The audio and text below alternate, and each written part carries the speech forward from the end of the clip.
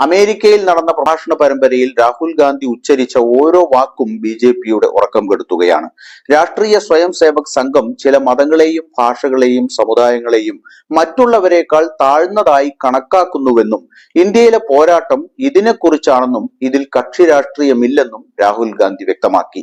Washington ഡിസിയിലെ Virginia പ്രാന്തപ്രദേശമായ ഹെർഡനിൽ നൂറുകണക്കിന് Indian വംശജരായ അമേരിക്കക്കാരുടെ സമ്മേളനത്തെ അഭിസംബോധന ചെയ്ത രാഹുൽ ഗാന്ധി ആദ്യം പോരാട്ടം എന്താണെന്ന് നിങ്ങൾ മനസ്സിലാക്കണം എന്ന് ആവശ്യപ്പെട്ടു.